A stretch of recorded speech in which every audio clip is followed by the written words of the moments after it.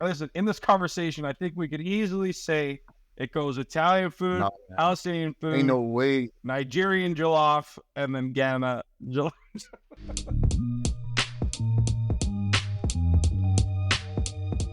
We're talking about the Euro Cup and how it is. I've only watched, I think, one full game, not gonna lie, but In your life? no. I'm not a big soccer fan to begin with. I'm more of a hockey fan, so. I know. Are you watching the Stanley Cup? Honestly, dude, it's rigged. That is, in my opinion, Gary Bettman's a bum if he's hearing this shit. Like, he's gonna make Florida win. I don't know where you see it. Oh man, I really hope not, bro. Like, I don't know, man. McDavid's due, bro. Like, I want that guy to win something. Like, Jesus, yeah, man, he has to win. Yeah. They can pull it off. In my opinion, I think they can pull it off. It's just that the certain, like, I'm not sure if you saw the hit on Barkov. I did, yeah. So that by itself, like, he hit it with Clayton, and they came back and it's like, oh no, penalty. I'm like, what is going on here, bro? Gary Bettman's it's like the WWE, bro. He's like writing scripts. It's like, no, you gotta call that penalty. Yeah, I don't know, man. I feel like all sports are rigged in a way, you know? Like, when you saw them come out, I don't know if you remember this, but like years ago, they openly said, what's it called? They openly said that the 98 World Cup and the 2002 World Cup were both like fully rigged up until the finals. You're just like, you know what? Like, when you hear that shit, you're like, okay. Yeah. So why wouldn't it continue? And why, now it's just more money and more people involved. It's obvious that shit probably continues. No, of course, it makes sense, right? Because if the top teams or top marketing teams are in the finals, obviously the more dollars, right? So the NBA when LA or New York or one of those teams are in the finals, conference finals, right? Especially if LeBron's in those situations. Way more money. Yeah, way more money. And like, I can't remember. I think it was Shaq or Kevin Garnett on a podcast recently. We were talking about it being rigged and all that shit. And I was like, man. Oh, yeah. They're like, yeah. I think that's KG. Yeah. Yeah. And he was just like, yeah, they told us, like, if we win this game, we're pretty much going to win the whole thing. And you're like, that's fucked, That's dude. insane. Holy. People lose their house, bro, on these bets. You know what I mean? Like, so. I'm not going to lie. I'm too cheap to bet, bro. I believe the guy wants to start realizing, like, you don't have to give me my money back. All right, with that, we'll start. All right. Marc-Anthony Sinagoga is a Canadian comedian known for his relatable humor and captivating stage presence. He draws from his experience as an overweight Italian using brilliant imitation and sharp wit. Sinagoga has performed at prestigious festivals like Just for Laughs and the Boston Comedy Festival, winning accolades such as the Brantford Comedy Festival. He also has a strong social media presence with viral videos featuring characters like the Italian grandfather and impressions of Ontario Premier Doug Ford. Beyond performing, Marc-Anthony founded Funny Man Inc., a comedy booking agency promoting top-tier comedic talent. His entrepreneurial ventures organized events such as the Belly and the Beard Comedy Show, showcasing Canadian comedy. Sinagoga continues to perform internationally, adopting his material for diverse audiences. His efforts contribute significantly to the comedy scene, both on stage and online. Welcome to the Waves Podcast. How are you doing today, sir? My God. What an intro that was. I'm not going to lie. We both were doing our research. I'm like, because honestly, for the past 4 years, I've been wanting to get you on. And obviously, like, since April, we've been trying to, like, work our schedules out. And no matter, like, appreciate you guys being patient. No, we're going to kill this intro. We're going to kill the intro. That's great, man. That is great. Aren't you guys from the same area as I am? You guys are up in Richmond Hill, right? GTA and Oakville. We're over Oakville. I don't like saying Oakville. You don't like saying Oakville, because then people just think you're rich or what? Yeah, I'm stereotypes. I said that, and then people think we're a joke. That's fucking Oakville, funny. Jokeville. Oakville. A lot of nicknames. A lot of fun. Because actually, why do they call it Jokeville? they think everyone in Oakville saw. Yeah. Like, and I'm like, it kind of irritates me. Remember one time when I was working for Google, I was doing a training at Best Buy, and the guy would ask, "Oh, where are you from?" I don't like to say where I live just because as soon as you hear Oakville, you just think you're rich. I'm like, bro, I'm not rich. Like, no one in Oakville is rich if you're like in my age. So like, oh, you're a Jokeville? I'm like, Jokeville? I'm like, what do you mean Jokeville? I'm like, there's some guys who came from like other parts of Toronto and call it. I'll be careful what you say. And yeah, that's wild. From Oakville. Yeah, I mean, same thing in Richmond Hill, man. Like, growing up, everyone would be like, "Oh, you live up in Richmond's Hill, bro," and I'm like, "Bro, Come on, it's not even like that, bro. Like there was some rich people here for sure, but you know, it is what it is. You know, you got to make the neighborhoods hard. So I go around and start punching kids in the stomach and shit. And I'm like, this ain't you're in my hell now, bro. And just start beating the shit out of fucking people. You know, Actually, now I that don't do we're that. not talking about it, like I was your comedian and you love comedy, the art of it, you're being around the world, met a lot of comedians and everything. Um, there's different styles, obviously, and different approaches, and even with the audience, there's difference between performing at a theater as far as like a mini club and stuff. What is to you like the perfect environment for a set? Is it being performing in a theater in front of 3 to 5,000 people, or just performing in front of like 30 to 50 people and feeling free, not having to worry about saying something that someone might record, I might like post online and try to like ruin their reputation? I feel like comedy clubs are the best because whoever owns comedy clubs, they try to make it the best environment for comedy to succeed. So like low ceilings, dark, you know, nice and soundproof type thing. Um, Even like some club owners go as far as having certain temperature regulations and stuff. So like they say the colder it is, the better. Because when it's warmer, you're a little more relaxed and you start slouching and leaning back and falling asleep, shit like this. Um, so whenever you're in something like that, because you know when you're in, like, man, I had a really good show the other day, but it was in this like old church, so like the ceilings are massive and it echoes, and my voice is echoing through, and the laughs don't come at you; they kind of just dissipate above. You know what I mean? So, and then you can see everybody for the most part, which is awkward for them and you because people, when they're in the light versus the dark, you know, they act a little bit differently. I don't know if you've ever been to the movies and the lights are on. You're kind of like, you don't know what to do. You're like, someone turn these fucking lights off. This is weird. So it's very similar to that, where it's like you kind of have to have a good recipe to make it really great. And comedy clubs, I think, do the best of that. Like theaters, it's very high ceilings. You know, you have to wait for the laughs to stop because you can't overpower the laughs even with a mic. So there's like a little bit of a pacing here. The stage is huge, so you gotta walk around and not just stand there, you know. So yeah, I think comedy clubs are the best. And even then, like for us, we don't see it as being the audience and stuff. But I know a lot of comedians, you have a certain amount of time, whether it's 5 minutes, 10 minutes, the headliner might be 30 minutes to an hour. It wasn't until like I realized later on that there might be like a mini timer on the stage. Obviously, people do not know about. I would say starting out, were you one of those people that very like adamant about staying to the time or would go a little bit over? Because I know some comedians might be annoyed if people go over time, unless you're a legend, well established and everything, right? So it's kind of like a one of those things, like a rookie kind of bets thing. If a headliner comes on, if he wants to go like 20 minutes over, or famously like Chappelle, if he just comes in randomly to the Comedy Cellar, you might not perform that night, or you might have to wait a bit longer because it's Chappelle, might get bumped. Have you seen that or dealt with that before? Yeah, I mean, a lot of comedy clubs have like a clock up there. Some of them aren't like timing your set; it just tells you the time. So you know, it's your job to look at the clock, see where you start, whatever. But yeah, I mean, they're so hard on it in comedy. Like sticking to your time is more important than fucking anything, you know. So I mean, if there's a little bit of a grace, a couple minutes either way doesn't really make too much of a difference, depending on the show. There's been times where they're like, man, if you go a minute over, like you're out of the tournament, you know, if it's like a competition or some shit. Like, um, I've been bumped from people when I'm down in the States a few times, no like massive names, but they're like, oh, this guy's in town, we don't know you, so you're off the show. Which is, you know, great because you're like, I flew down here, you fucker. So, you know, it's annoying, but when you get to Chappelle level, dude, you're in go mode. Of Like course. you can go anywhere and be like, this is my show now, and they're like, we understand, you know, which would just be such a great feeling. I don't even know how he deals with that. That's just big dick swinging through the comedy club. You're like, fuck you, I own this club. You know what I mean? Like it's amazing. So I want to kind of go more in depth. So obviously, we spoke a bit about your comedy and like stand up, but I want like one thing I loved about you, your comedy style, like a lot of it comes from your personal experiences, from your social media, even from your comedy album, your experiences with your grandfather and him wearing your biggest shirt, and him mm. thinking it was like more about Martin Luther King, and like you're trying to explain it to him. So my question to you is like, how do you find the balance between humor and personal storytelling within your routine? That's a good question.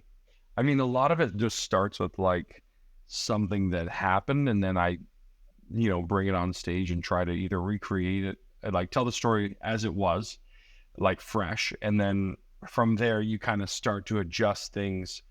Sometimes you change the person in the story if it's going to work out better. Sometimes you change like slight details to make it work a little bit better, and then you tag the story. I feel like I'm not answering your question though. You said, how do I balance it? I mean, I try to keep it as authentic as possible, that at least that's the goal. So like that's a real story that happened. So I mean, obviously there's some embellishments in there, but the basis of wearing my clothes is just common. I'm the biggest guy in the family, so everyone wears my fucking clothes. So I try to, and I find like the biggest pain points you have in life are like usually the best source for comedy. Like that's half the videos with my wife and I on social media, like anything that we're having an issue with in our own relationship, I'm like, this is probably a good video because everyone goes through very similar things. So you're like, how can I just make this funny, and how can I show this the best way possible for people to relate to it, Yeah. And then that's how some of my biggest videos have popped off, where it's like people have had this experience and they want to just be like, oh, see, he goes through this and this is funny here, this is what I'm talking about, you know what I mean? Like, so it makes it more conducive to sharing the content. I kind of agree with you. I think one thing I legit generally what captivated about your content is how relatable it is. One video I think I go back to is you're wearing your Leafs jersey and how Leaf fans act each time like their team loses. And then they're talking to what is all next year and lectures. I think it's like you're bringing real life scenarios which are relatable, because sometimes I do watch other creators and their content is like, I don't go, oh, I'll get that. But when I'm watching yourself and other like comedians we had on our podcast, like even like Nima, for example, like you guys are so relatable. We're able to relate to you guys. We're able to like find a funny. You're able to take something which could seem normal to someone else, but you'll find an essence and embellish it and make it way more attractive than it should be. Yeah. Well said. You guys are just fucking. You're doing the research and shit. I love Honestly, it. we've been excited. I've been really excited. I'm not gonna lie to you. So when you said yes, I'm okay. I saw this guy, but if you gotta kill it. I know. I feel bad, man. I said yes, and then just No, corny things. look, we understand, because at least like we're here we respect your time as well. Obviously, I know like you're telling us like with the personal stuff and like what's going on. Well, I know like the rappers that we have, they don't say anything. Yeah, the rappers are the worst.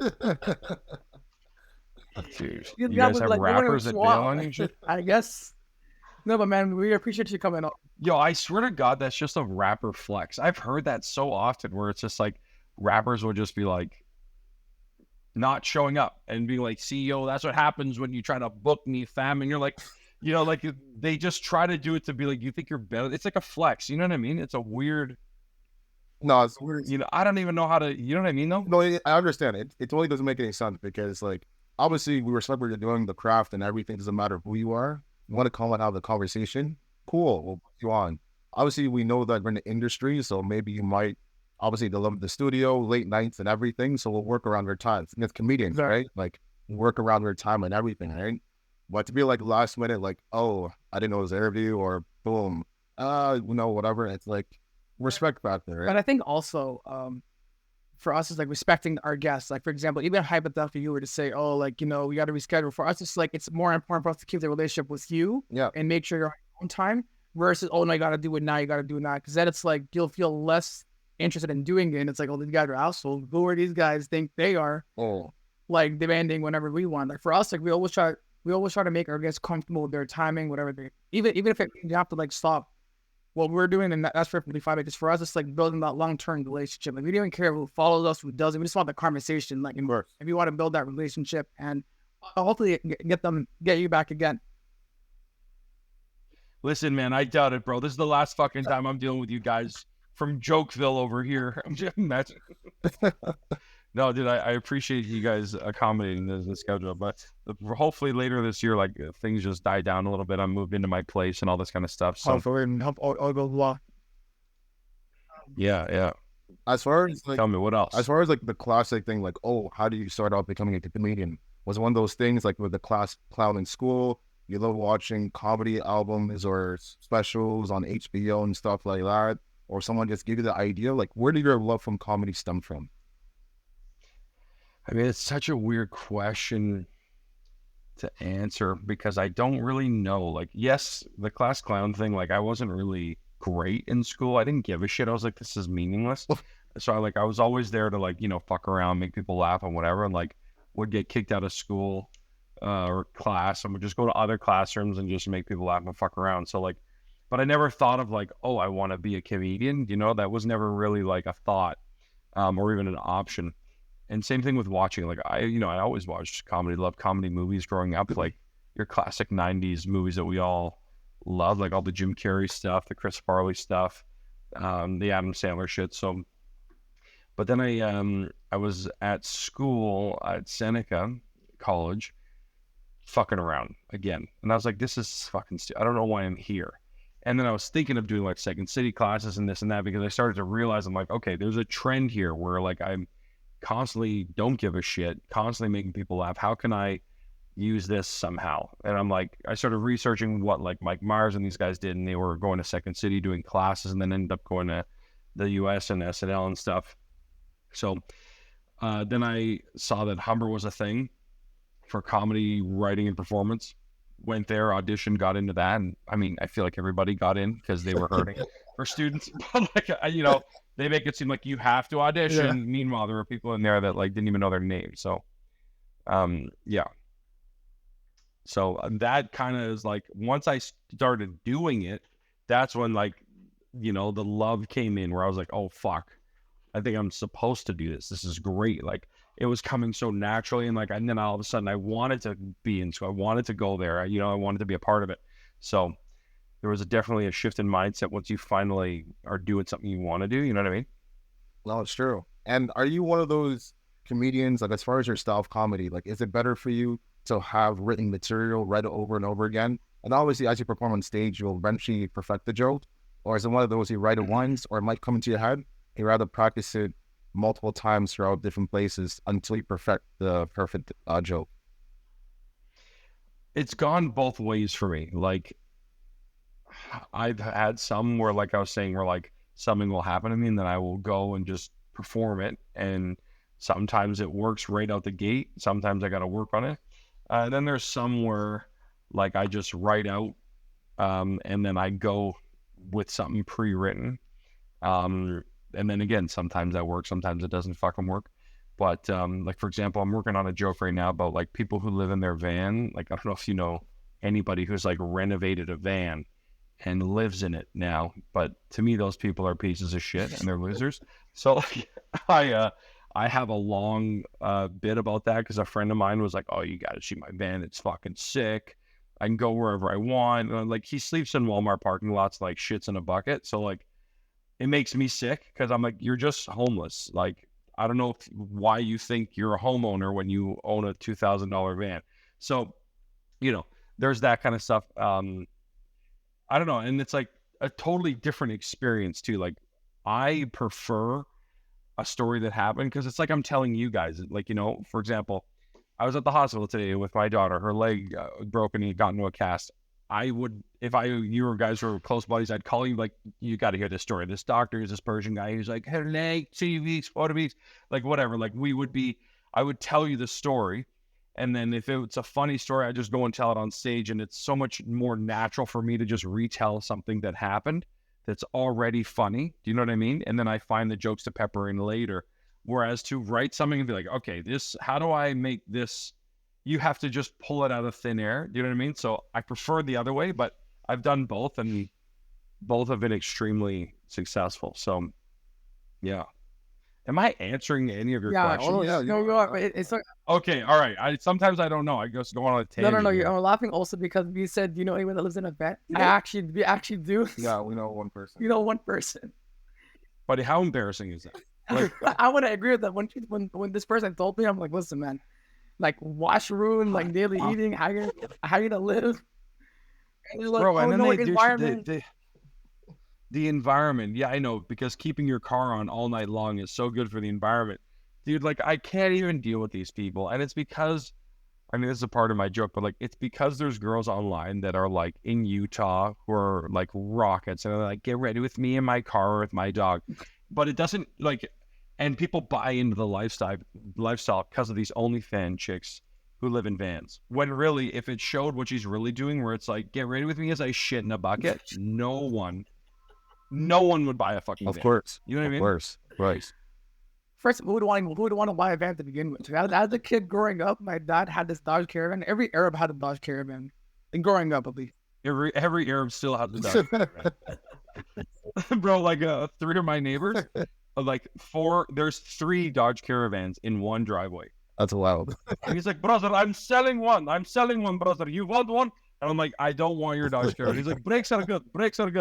And I'm like, I don't care, dude. Yeah, and it's honestly, it's honestly a nightmare, bro. The worst thing about having a van, aside from all the jokes, is like when you have to go chill with your boys, you have to pick everybody up. So it's like you have no excuse, but they know you have spots in their car. And I'm like, so I told my dad is get rid of it, bro. I don't want to start driving people no more.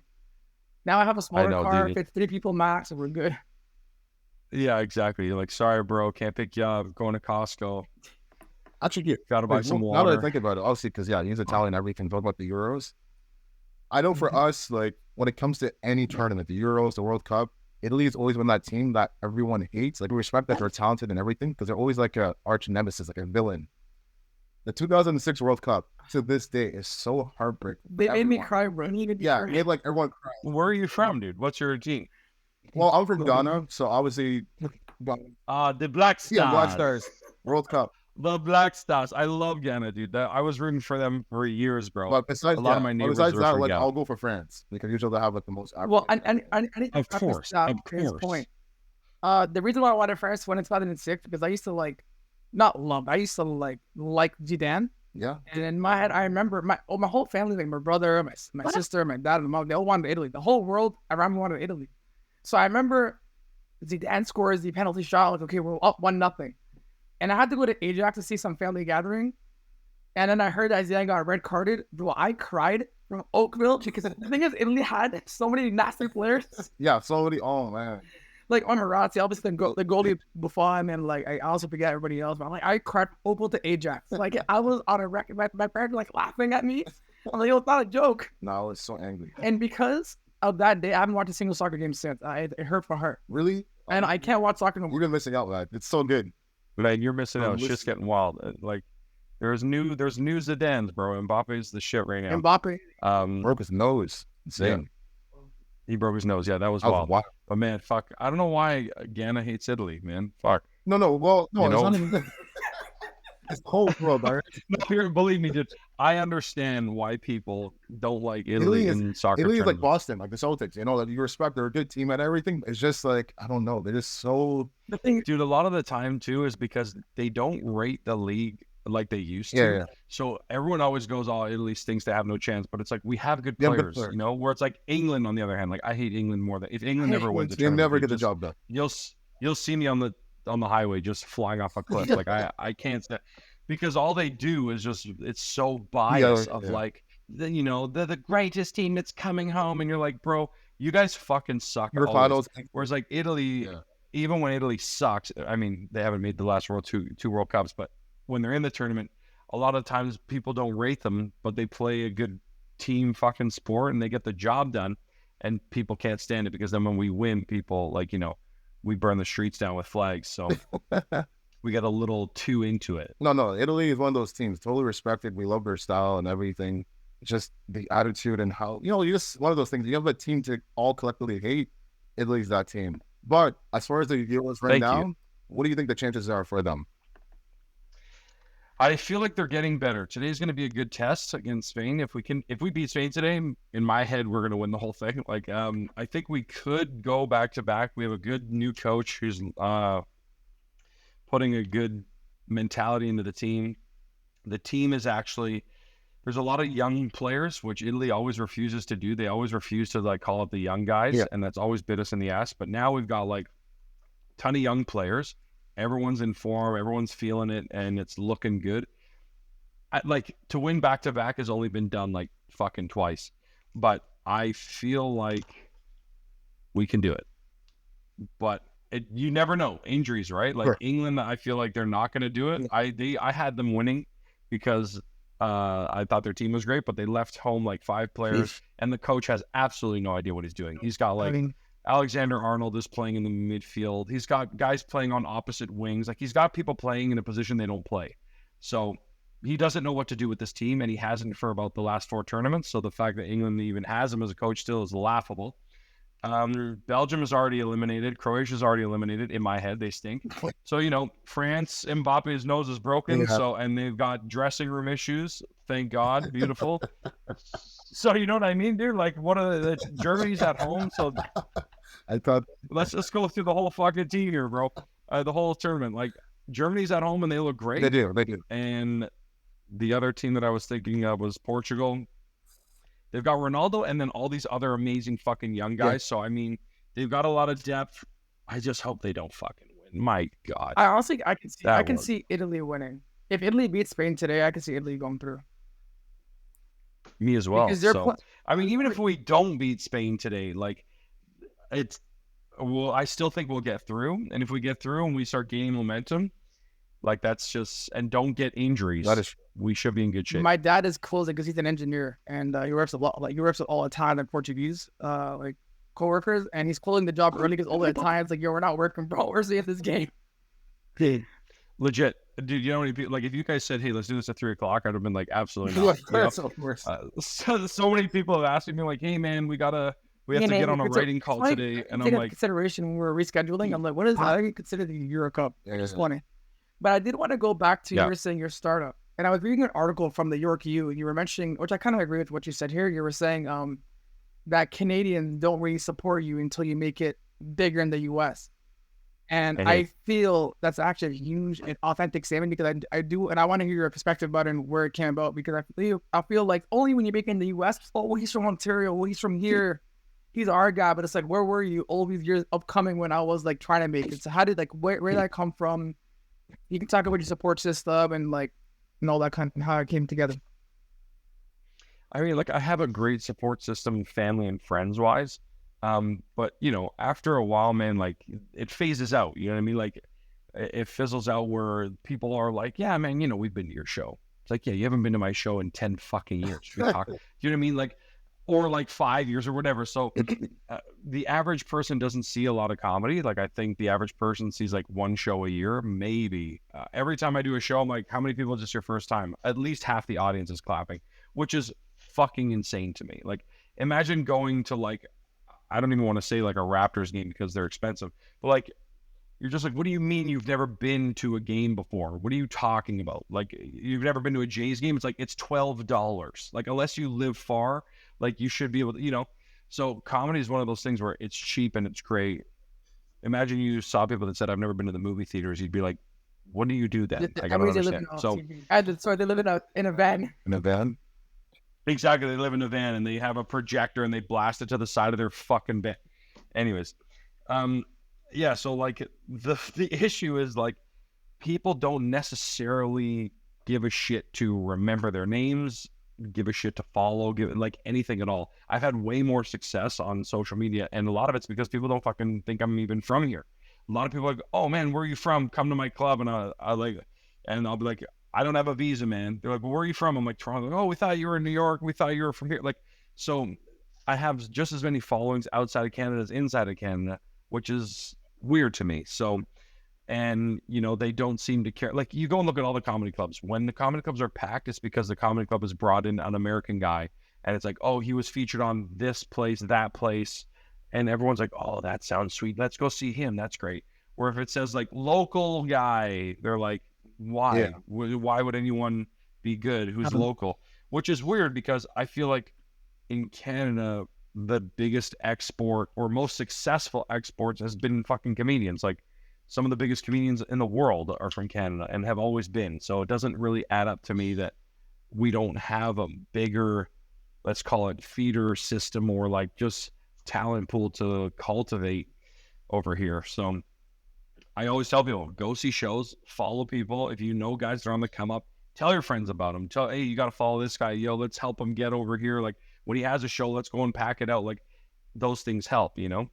Whereas now it's just like, people they don't give a shit. And then all of a sudden you blow up and they come back and they're like, yo, bro, I knew you were going to make it, bro. I knew, man. And then you're like, did you though? You didn't come to any shows, and now you're at my sold out fucking theater show, which I'm not even talking from experience. I'm talking based on my friends who have like gone to the US, they blow up, they come back, and then all of a sudden they're selling out fucking 500 seat venues, 1,000 seaters, and you're like, why couldn't they do this before? You know what I mean? So it's like they were just as funny a year ago, but now Kevin Hart said that they were funny, so you're like, oh, okay, yeah, no, Kevin Hart said it for sure. Yeah, you know.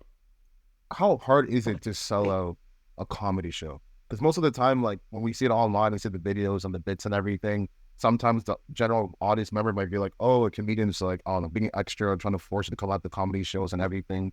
You have so much views online, TikTok, streaming. Why do you want us to come out to comedy shows? But it's not an easy thing to get people to come out to shows, whether it's a local club or obviously like a bigger theater and stuff, right? Because you have people to come out, get seats, get food and everything. Like people think it's just a simple thing being a comedian, like it's the easiest job in the world. It's not, because it's one of the hardest. You can't just 100%. you can't just walk on the stage in front of 100 people and have to be funny for like maybe 5+ minutes. But people think like, oh, anyone can do comedy. Like, how hard is it selling out a comedy show? And just the annoyance with people saying, thinking that comedy is so easy to do. See, well, that's the main issue, is everybody thinks they're funny or knows somebody that's funny. And because everybody can be funny in moments, you know what I mean? So when someone's funny, like, you know, if you guys are the funny guys in your family, because, you know, every now and then at dinner, you get the whole room laugh and you're like, see what I mean, bro? I can do this. You know what I mean? Like, I just did it, you know? So like, but there's a difference between being the funny guy in a group and then professionally being funny, you know? And so people come into comedy clubs with a mindset of like, I can do this. Why are you know what I mean? Or if it's shit comedy, it's even worse. They're like, see what I mean? Why did I even come here? This guy fucking sucks. I can do this. Like, you know what I mean? They've been saying I'm funny for years, you know? So, but they don't actually know what it's like to be up there. So, you know, it's hard to get people to come to live shows because it's so easy to get good comedy at home. You just go on Netflix and search who you want to watch and who you know. So why go out and see it? My argument to that is nothing can replicate that live experience from my point of view as the comic and from your point of view as the audience member. So when you come to a show, there's an energy that's created amongst the audience that is a collective one unit. Yeah. And then I come on with an energy, we're exchanging that and, you know, building something together. And I feel like when you get those rolling laughs in person and all that kind of stuff, it's a totally different feeling than if you're in your bed, you know? So for sure.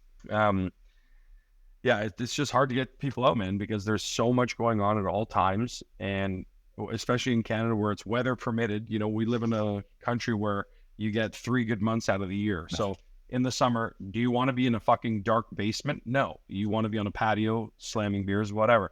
So it's like, and then also competing with the Raptors, the Leafs, the TFC, the festivals, like you name it, right? Just every weekend, there's something massive going on. So it's like, why are you going to come and see me? So, you know, that's why I keep telling people, you got to support. It's actually interesting you say that, because the first time we went to a comedy show was a comedy that, you know, I'm not sure you know Dave Merhesh. Oh, yeah. Dave's great. Yeah, he invited us out to this comedy show. That was the first time I went to a comedy show. Now, the thing is, in my head, I was expecting like a special, because that's all I'm ever accustomed to doing, seeing Kevin Hart, seeing Dave Chappelle. So I never really understood like going to a comedy show and then like seeing people like kind of either because some people did bomb on stage, The openers, and like seeing people like try to test out their jokes and see how the audience like reciprocates to them. I never understood that. So I remember after he was saying, "Oh, like how do you guys like it?" And I'm like, "Oh, this is my first time." This is your first time. Like, you have to go to multiple to understand like different comedic styles and understand like that. He's like, you can't just only focus on the special. The special, these guys have already been seasoned. They already know what jokes work, what they don't work. And I just never understood that. So and also I'm afraid to go to comedy special. I don't want no one to help me out. Like I'm a good run. Yeah. And see, that's the thing too, is like people always get scared, especially to sit in the front row, and they're like, we don't want to get made fun of or whatever. But to be honest, dude, that's the fun of it. Like in the end, you know, we're up there making fun of ourselves or someone else or like in a jokes for the whole time. So to then pick on you and be like, yo, this guy looks like so-and-so, and then the whole room laughs. It's like, that's great. You know what I mean? Like, not to make fun of you, but it brings the room together in a way where they know that this particular part isn't planned because you're there right now. You know what I mean? So the crowd work style really, really works. But yeah, what the fuck? What was the rest of your question? I think it was more of an add-on. There was no question. There was no question. I was just more of an add-on. Oh, there's no question. Yeah. Well, like you're seeing comics for something, like you got to get used to the whole thing. Well, dude, it's like, it's hard to go to one show and then be like, because if you go to a bad show, like there's a lot of bad comedy. And especially when people are trying shit out. Like, you know, there was a show I was on last week and all four of us were amazing comedians. Like, we're all great. But all of us were all trying new shit. The crowd was just not in the mood to be there. Don't know why they showed up. But, you know, all of us like did okay. So like if you came to that show, I'd be like, you're never going to come see a show again. You know what I mean? Like it's so hit and miss, you know? I think that's the thing that's unfair in a sense because like if you're a true comedian head, like you love comedy, you go to shows like once every few months or so, you go to different clubs because you just want to see whoever's going to pop up. And you understand the art of it. Like comedians have to try new jokes, try new material. So you could tell the difference when they're trying out new material versus when it's seasoned. It might have been 1 to 2 months in, and they're just adding in 1 to 2 lines and everything. Do you respect it, whether it hits or miss, right? Because you love art of comedy, right? And that's why the Beat My Head show is amazing because we knew even the closer. And obviously at this point, we know like he's well seasoned. He has a full set, which eventually came out during the special that he released like last year. But the opener, they know who they were. And obviously, most of the time, they weren't that good, but they're beginners. You could tell they're nervous, not as confident, and just that timing, that pace, you know, they're trying to figure it out, and you're seeing it real time. So for me, because I love comedy, I'm like, I understand it. So it's very cool seeing it real time.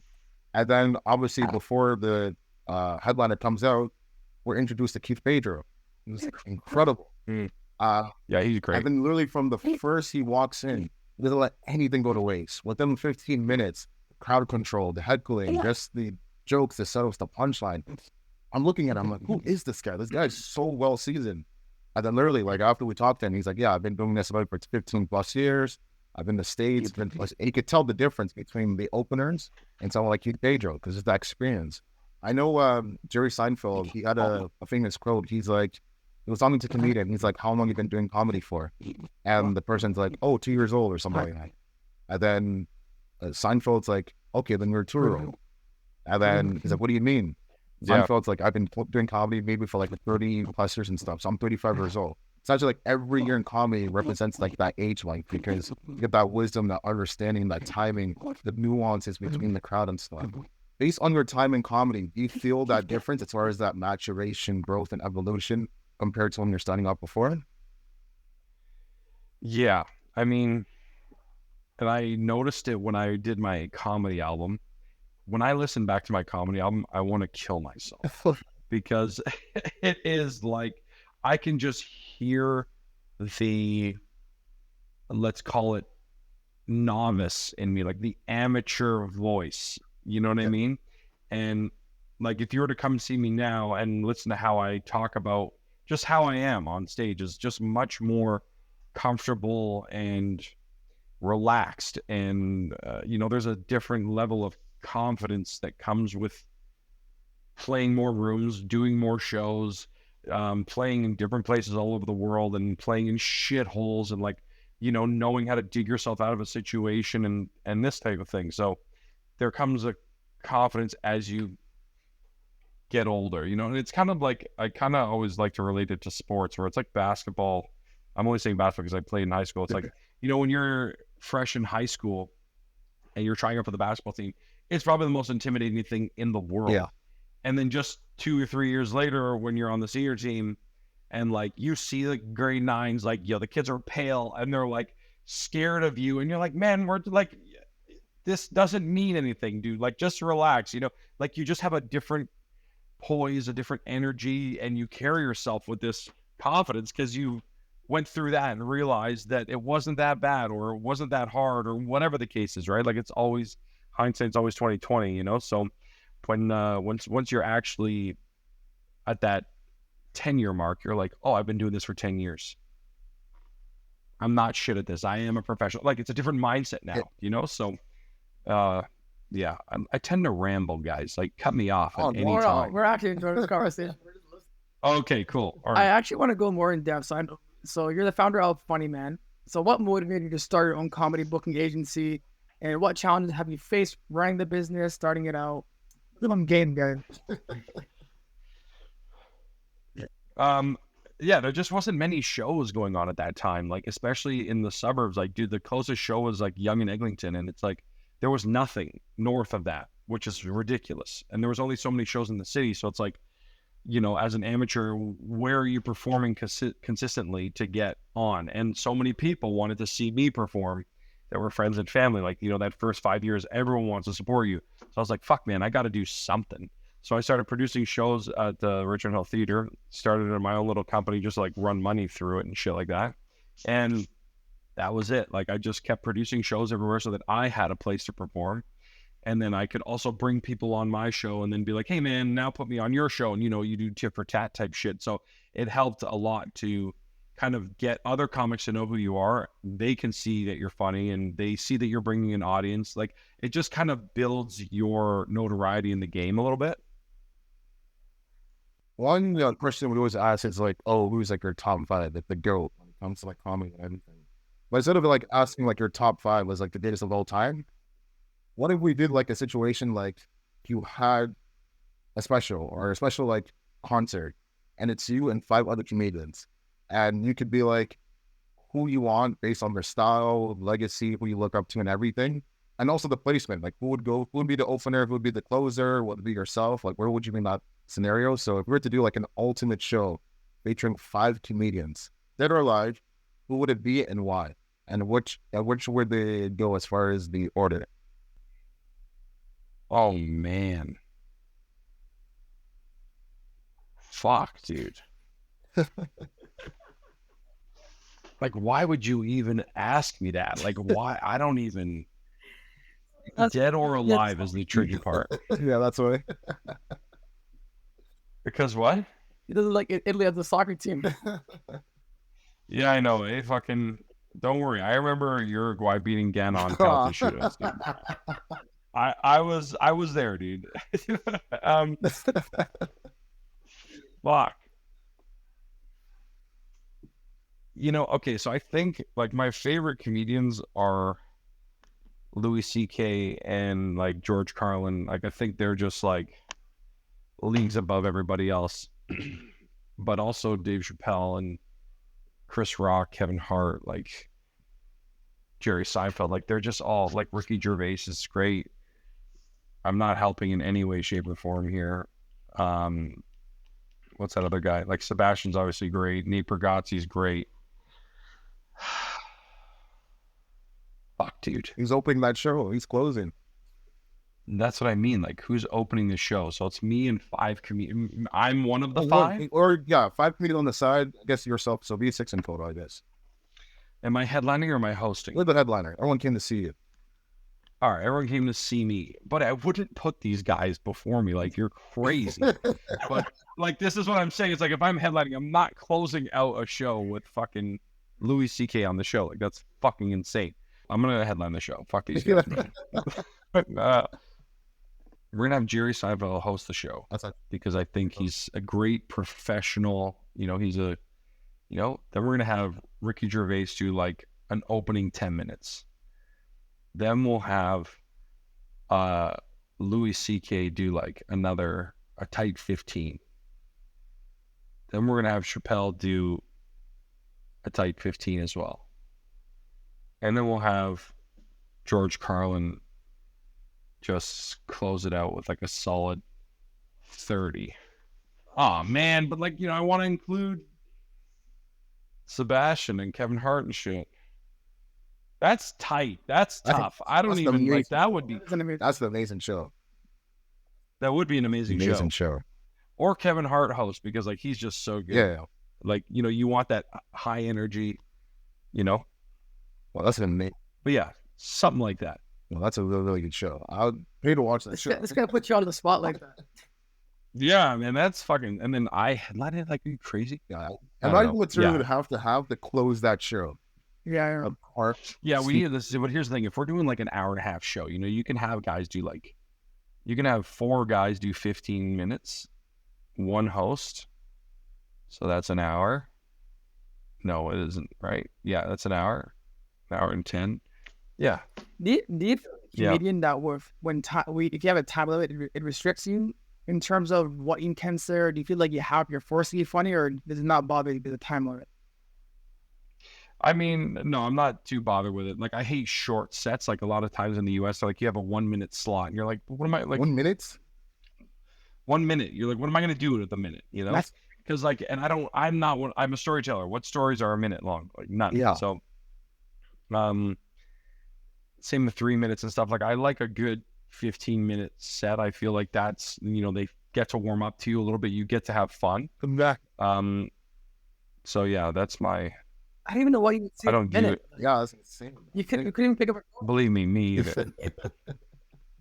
It's wild, dude. Now I want to know what state is doing that, bro. It's definitely Florida. Probably.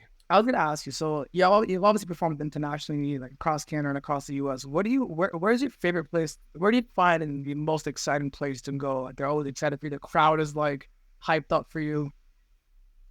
I mean, every time I go to the UK, dude, like England, like I hate the soccer team, but the fans for comedy, dude, are crazy, dude. Like, they love it, and they love Canadians. They love our style of humor. Like, every time I go there, like, I do so well, it blows me away. Like, I plan 10 minutes worth of jokes. I only end up doing like 3 or 4 minutes worth because they laugh for so long. Wow. And like it's unbelievable. So yeah, the UK, every time I go there, I always walk in there with a boner being like, we're going to crash. Like, you know what I mean? Like, I don't know why, but the UK, do they have such a higher level of appreciation for comedy than we do here, So, I mean, I think you've probably heard me say this before, but I did a show where like people paid $20 to sit on the ground, and who would do that in Toronto?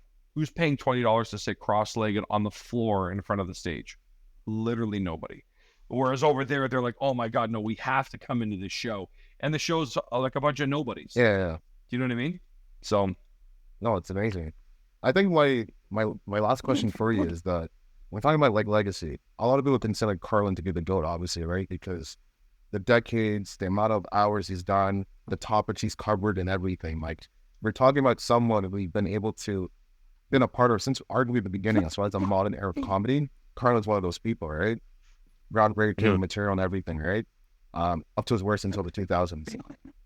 For me, it seems like because of that, most comedians, when we talk about them, they have their errors, obviously, and it's a little bit hard to transition as they get older. Besides Carlin, no one's been able to be that great as they got older.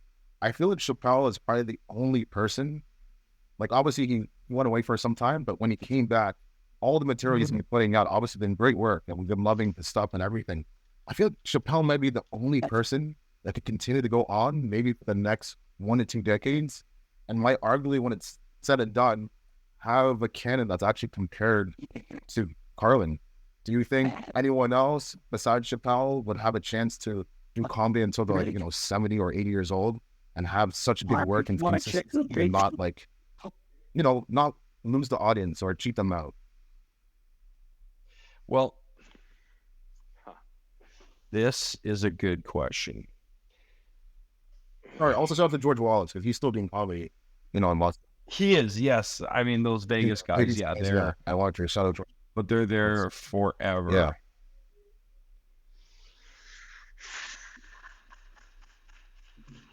The very selfless. I think that, well, here's the thing. The reason why Carlin's so good, in my opinion, is because of the body of work that he continued to put out, right? Like his last 2 or 3 specials. Yes, he was getting a little preachy where he was just sort of like, yeah, the government, yeah, they don't want it. They want it to be dumb, Some good impression. that kind of shit. I mean, whatever. Yeah, fuck. Like Chappelle, though, his last couple specials, man, like he's not even doing bits no more. Like his last special, he's just like, he's doing the same thing. He's almost like just telling us and like preaching a little bit. Like he does that, that serious voice that he does. So like if he continues to do that, it's like he's almost too young to do that, Whereas like what's Chappelle going to be doing in 20 years? I'm hoping he's putting out hilarious stuff. Whereas like Carlin was obsessed with words Yes. and like Yes. funny word placement and like the art of word manipulation. You know what I mean? Incredible. So like his addiction to that just had material forever. Whereas Chappelle's in a position of in a different position, whereas like comedians are given a lot more of a higher pedestal to be talking about political things. He's done, put it on his shoulders to, be someone to talk about these things. Whereas like someone like Louis C.K., which, sure, he had his issues, but he's since come back. And if you look at his last 4 specials since he got canceled and Chappelle's last 4 specials, in my opinion, Louis is better because there is no, it's just jokes. Yeah. It's like, here's the set, here's the, now, of course, Chappelle, Louis is in a situation where he has to be very, very hilarious because people just want to cancel him any chance they can. You know what I mean? Whereas Chappelle, they're like, give us your political views on this, speak out on the George Floyd thing. Like, they're using him as a political device to talk about, the social climate. Whereas Louis has no choice but to be a comic only. So I think Louis, Bill Burr, have Bill the Burr, chance to do that. It's an underrated comedian. Yeah, I mean, I feel like Sebastian might do that too when he gets really old, like and older. Seinfeld's still performing, but like his approach to comedy is different. Yeah. Ricky Gervais, I think, is going to be sort of like Don Rickles, where he's going to be performing forever, just roasting everyone until he dies. So I think I'm hoping Kevin Hart does that too. But like, this like high energy, over the top little guy, like, can you do that when you're 80, bro? No. Like, you're gonna be a low energy little man, like in a wheelchair. I don't know, like what's Kevin Hart gonna look like when he's 75 on tour? It's tough. So it's tough, right? Like even Don Rickles, dude, his last tour, he was like 85. Yeah. Like my nonno's 85. Like that's fucking insane to be doing, like going on a world tour in jets. I mean, like, what's up, Japanese guy? Like, how do you do that? So, yeah, I think those guys, like, they all have the chance to do it. And it's also like, bro, do you have the energy and do you have the point of view that people give a fuck to listen to, right? There's people that already feel like Chappelle's fallen off because they're just like, bro, where's that, like, funny, like, over-the-top silly shit? Like, now you spend 30 minutes of your 1 hour, like, preaching to us. We want you to talk about, that guy who was holding people hostage, jerking off on the subway. Like, so, like, those jokes. But it really depends, right? Like, not a lot of people get to even have the choice to be in a position to say something that really can make a difference, like Chappelle has, So, but yeah, I feel like Chappelle and Louis are like our goats at the moment, and Bill Burr and Kevin Hart. Like, those I think are the top 4 comedians of this time. Yeah. And I think that, there's some offside, like, Jim Gaffigan and like Sebastian and shit. There's a few other guys, but yeah, Jim Gaffigan is one of those guys that could be doing it forever because he's like really good too. He's already got like the old white guy feel going on, and like he's super clean. Like I can see that guy doing comedy forever. So I'm not sure. It's tough because even with like Kevin Hart, for myself and like I know like other friends and everything, we love Kevin Hart. Obviously, where you saw his rise and everything. I kind of feel like as if his last few specials, it's kind of been mundane, kind of the same and everything. As far as not breaking new grounds and everything, it's not like the 2010 special, 2011, 2012, like those like first 3 specials when he was like taking off and everything, like become like very mainstream. I felt like the last few has kind of been out of the weather. Obviously, like the whole joke with him and his kids, like all that stuff, that was very from the beginning, but it's kind of like hasn't been sticking as far as like relevance and stuff. And that's a tough thing, like that high energy. I feel like he'll just has to shift his style, Because for me, like I love Martin Lawrence. So like that, his 94 special, he's so crazy. Like I can't expect Martin to do that special, like that same energy now, because obviously he's way old. And dude, and that's why Eddie Murphy hasn't done comedy since the 80s, because it's hard to, how do you top that? The guy was like 20 years old. Crazy. You know what I mean? Like that's fucking insane. Doing stadiums. It's like, how do you come back from that? Or like even come close to topping it, because they're going to compare it to that, right? Yeah.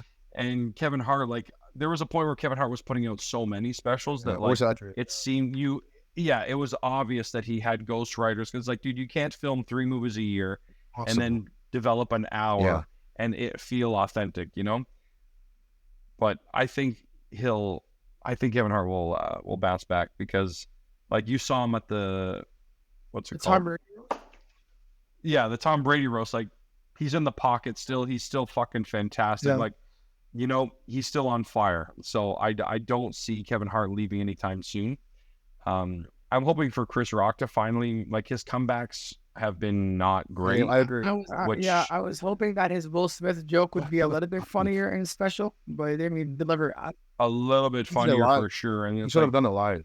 I don't think that was very smart. That's very risky. Even though in his caliber, obviously he's a GOAT, but do it live, that's very risky. Well, I think they knew when his special was coming out, and he was going to address the Will Smith stuff, and I think, including. but like he barely did. Like it was so weird, and then like he just did a mic drop, and I was like, "You're mic dropping on that? Like no one's even laughing, dude." But again, it's like, you know, he's gone through some shit. Like you see him and Chappelle like make fun of him for bombing all the time, but it's like the guy's gone through a divorce. He's lost all of his fucking money. His Will Smith slaps him. It's like, you know, fucking guy's going through it. So you kind of hope that he can bounce back and shit. But I don't know, man. I guess you never know. I guess my last question for you is, we had to touch on it a bit, but how do you navigate yourself between, like, you know, talking about certain jokes, understanding your audience? I know, like you were saying, Dave Chappelle sometimes goes a little bit political, which means don't, like Louis C.K. So how do you navigate between, you know, I'm going to talk about this, I don't care what people think about my jokes, I'm going to say it, like, how do you navigate that? You know, here's the thing. I kind of just stick to what I know and what's funny for me. I'm not a political comic. I feel very uneducated with politics. As much as I try to educate myself, I feel like, you know, there's always someone in the audience that could hit me with something that I can't talk about. So I try to I use my show as a way for you to escape reality and come and sit in an hour in my universe. And that's it. And the jokes are all authentic and from my real life. So, and I draw from that. So, and that's all I try to do. I don't try to be more than that, because when I do try to be more than that, it doesn't work and it feels disingenuous. So, I mean, I feel like that's the best way to approach it. But some guys, like, you know, if you're Dave Chappelle, you're at the peak of your game and a George Floyd scenario happens, you fucking got to talk about it, because the whole world needs someone from, you know, American black culture to say something. And if no one's saying something and you're like at the top, it's got to be you. You have to address it. So now there's some people that are firm believers against that, where it's like, hey, you're a comedian, just be funny and this and that. But again, how many people are in the position to say something that can change something or start a movement or, you know, stop people from fucking doing stupid shit? So, I mean, until I get there, I'll always be doing what I know how to do, which is tell my life stories and make it funny, and that's it. You know what I mean? And with that, we'd like to thank you so much for coming on the podcast today. All the insight. We can keep it going if you want. I got a couple more minutes. You sure? Are you sure? It's not, yeah, I mean, I don't know if you guys watch it. I don't know if you have anything else planned. No. We're just on your time. Yeah, we're just on your time. Anytime we feel as if like it's good, it's like the person's time, we know what to end it. But if you want to keep, yeah, we can do a couple more questions. Okay. Then I know we've done this before with Dean Harsh. I've asked him like different specials between comedians just to see the preference. So when it comes to Eddie Murphy, do you prefer Raw or Delirious? The one in the red suit. I don't know the difference. That's Delirious. That's Delirious. Free, yeah.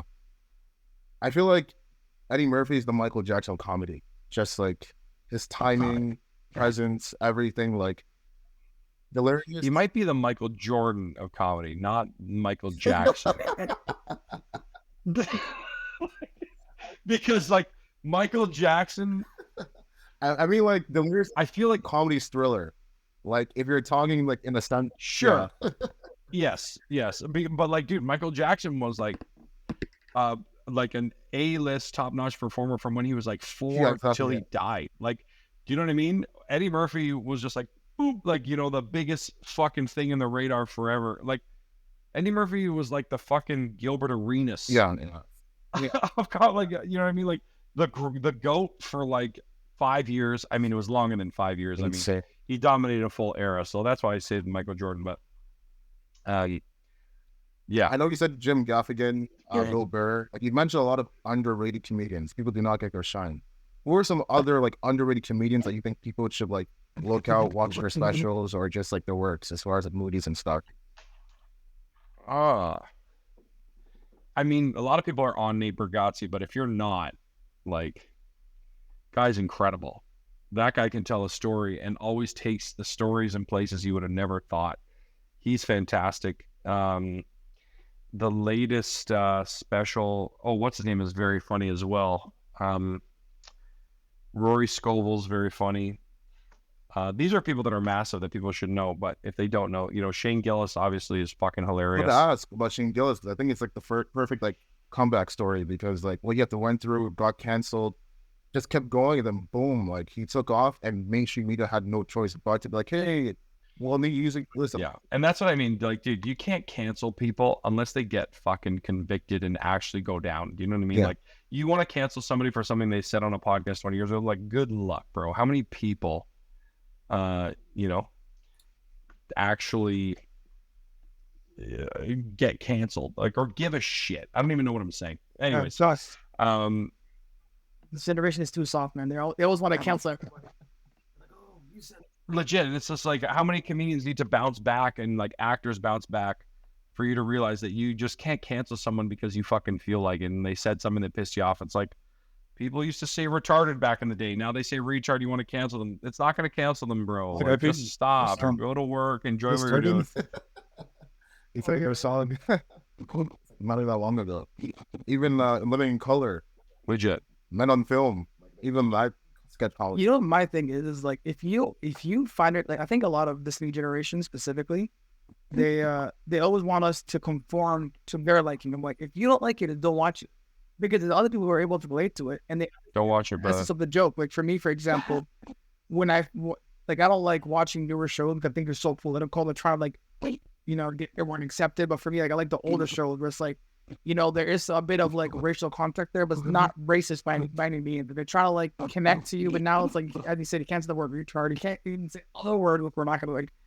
It's even funny because a couple years ago, they were trying to like restrict podcasts from like growing if you're gonna say anything regarding certain groups. And me and this guy were like, we gotta like start being careful, because we allow our guests to be authentic because they want to be possible. And we're like, you know what?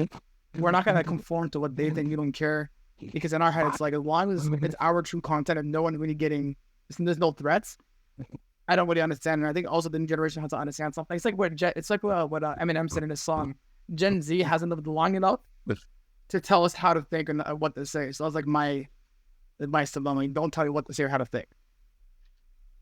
I agree, dude. It's getting a little ridiculous.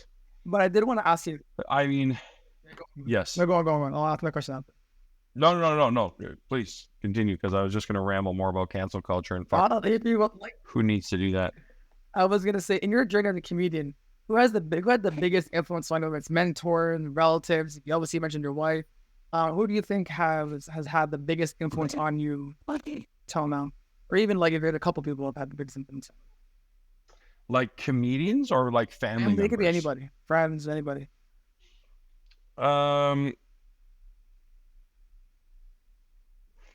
Shit. I want to say my parents, only because like when you see people's reaction to comedy, like my parents used to love Robin Williams stand-up, and like when you see like, I'm like 9-10 years old, and like we put on Robin Williams live on Broadway, and my like whole family is just dying at this. You're like, man, your whole family idolizes this man right now. Do you know what I mean? And then like I would grow up watching Comic View on BET all the time, and just being like blown away. I'd be laughing my ass off, not allowed to watch it because it's like midnight, and I'm dying laughing. But you're like, man, this guy's got a whole room of people just dying. So when you see like your parents laugh like that and be impressed by something like that, that helps you. And also like, my mother has an ability to tell stories, like her and my uncle, like they're siblings obviously, but like they tell stories, dude, they're so dramatic and like over the top. Like you hear these stories, you feel like you're there, and they tell it like they're narrating a fucking, like, I don't know, a war of some sort. You're like, no. anyways, so the just such captivating storytelling from one side of my family that like I've always admired, and I feel like I kind of bring to the stage. And like the other side of my family, which is my dad, dude, who's like the silliest individual on earth. Like, who would laugh at, like, I don't know if you ever remember the scene from Nutty Professor 2 in the beginning when he's choking on a meatball and then he farts and the whole house goes on fire. Like, dude, my dad almost died from laughing at that scene. Like, he would rewind it over and over again. Like, he's just, there's so much of like the silly, fun, slapsticky shit. Yes. And the whole world takes him so serious because he dresses like an Italian mob boss and he's like, 6'4", 300 pounds. Like, so he's an intimidating guy and like works in finance, and people think he's like so intimidating, but all he does is go home and laugh at fart jokes and like cracks these stupid, silly jokes. And like, I just think it's hilarious. And like, I kind of bridge the gap a little bit and use that on stage. So they're raising me with like stand-up of such great comics, and then like, my dad renting like Chris Farley movies on repeat, and we would just watch fucking like Chris Farley fall down a hill over and over again and just die laughing. Like, so I feel like they kind of did a good job at like introducing me to a lot of a wide range of comedy, and then also me watching it through their lens on what impressed them and what they liked. Obviously, it makes you want to make them laugh, like Robin Williams, which is a tough fucking hill to climb, but you know what I mean? Nice. Like, yeah. So, yeah, I'd say that.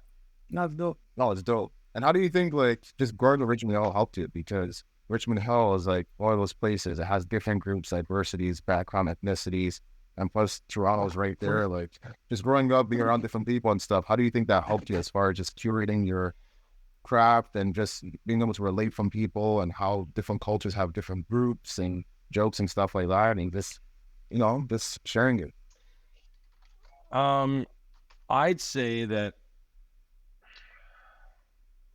Richmond Hill, I grew up on a street, dude, that had like, it was like a cul-de-sac, and like I was one of two Italian families.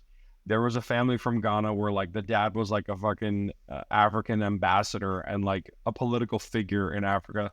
The other neighbor was Portuguese. The other neighbor was fucking like Sinhalese. The other neighbor was Chinese. The other neighbor was Korean and owned a convenience store and like had their son operating the convenience store in the garage to all the other kids. Like, I grew up in this like little cove, dude, of like the United Nations of human beings, and everyone had a ton of kids, and we would all be hanging out. Like, my one neighbor was Pakistani, and like they would have me crank call their family in Pakistan and be like, because they're like, your accent is so good, they're gonna think that you're one of our relatives. Just give them a call. So like, I would be doing the Indian accent like at 7 on the phone, like 2 people in Pakistan, and then when I do an Indian accent now, people are like, you're racist. I'm like, buddy, I was forced by you people to do the accent because it was so good when I was a child. I look you like, want to hear. Don't tell me I'm a racist. Do you know what I mean though? Like, so when that's this shit that's going on, like, and same with like, having jollof rice and like comparing it to risotto at like 10 years old, and like, you know what I mean? Yeah. So I don't understand the appeal of jollof, but I mean, whatever. I'll let you have it. No. Dude, I'm not gonna lie to you. Since I was a kid, I haven't had a good jollof.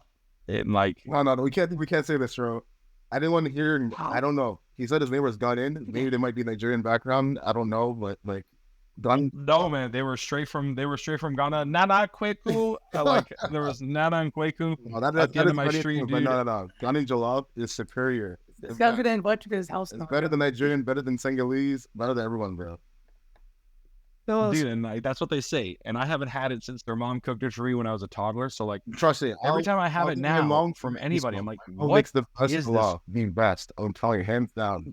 A lot of my friends are like, oh, you got to go to this restaurant. I'm like, no, not a restaurant, garbage. not a. I'm like, this is rice cooked in tomato paste. What's going on here? It makes, yeah, that's pretty much what it is. Yeah. But like, trust me, my mom will make a jollof the best, hands down. I'm sorry about the past. The jollof. Listen, I need some of the fufu. You gotta hook me up, dude. No, done in food. That's it. We're gonna meet up one day, and we can bring us some jollof, and you get to say you're also forget to have. No, it's gonna go like where's your family from? Who, me? I'm Palestinian. Palestinian food is also great. So I got you some Palestinian food. no, I mean it's better than jollof. No. We can agree that Palestinian food. Bloody neighbors. I think we can do this, right? We can say that. Listen, in this conversation, I think we could easily say it goes Italian food, No, Palestinian food, ain't no way. Nigerian jollof, and then Ghana jollof. No, you're not letting that slide. We're not letting that slide. Dude, I love This it. is the best food. Number one, he was a political figure, so that's already questionable. But and number two, so that no one could cook in the house, I'm assuming. But you gotta have authentic onion jollof. I gotta try some, man. I got you, bro. You guys thought we were done? I don't think so. We still gotta wrap it up.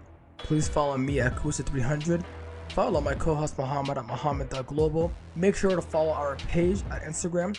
Also, make sure to subscribe to all our platforms. We drop every Wednesday at 12 p.m. Thank you. We'll see you next week.